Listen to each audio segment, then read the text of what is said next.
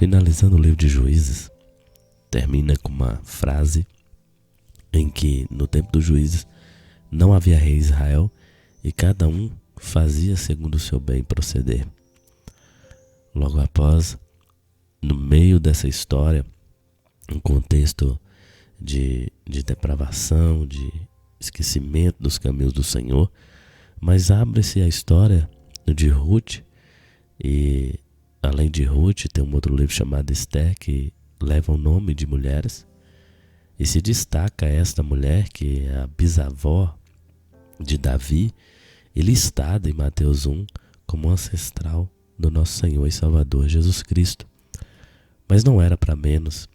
Essa mulher, uma moabita, quando Elimeleque pegou a sua esposa Noemi, havia fome na época dos juízes, eles saíram e foram em direção às terras de Moabe, e ali os seus filhos, Elimeleque morreu, os seus filhos pegaram como esposa, a Ruth e Orfa.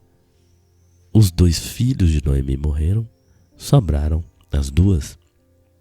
E ela, de uma maneira muito profética, ela com desejo, ela fala algo impressionante nos versículos destacados, E hoje eu gostaria de falar um pouco sobre essa salvação acontecida pela decisão de Ruth. Primeira coisa, a salvação é o fruto de uma decisão que vai implicar uma companhia. Não insistas para que eu vá.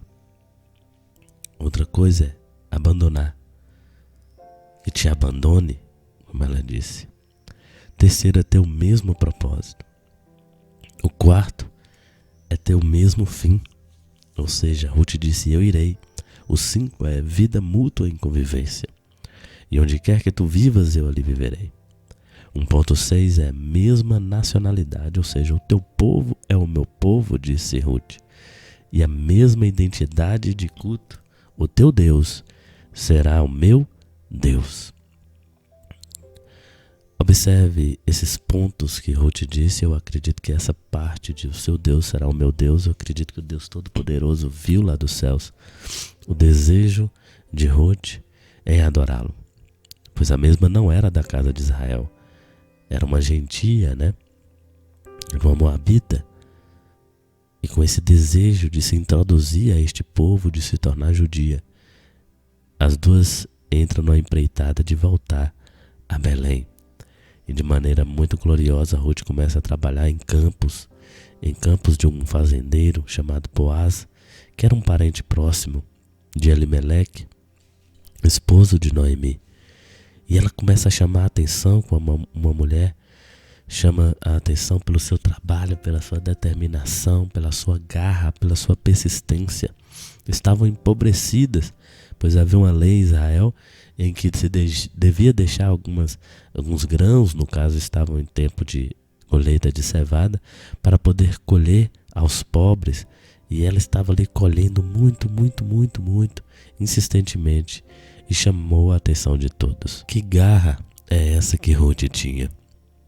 Temos que aprender com ela no dia de hoje e desenvolver a nossa salvação nesses pontos em que Ruth decide a viver uma nova vida, a não se submeter às situações daquela época. No meio de um caos, no meio do tempo dos juízes, nós podemos observar aqui provas de amor por parte de Ruth, a sua sogra, e provas de misericórdia por parte de Boaz aos pobres e menos favorecidos.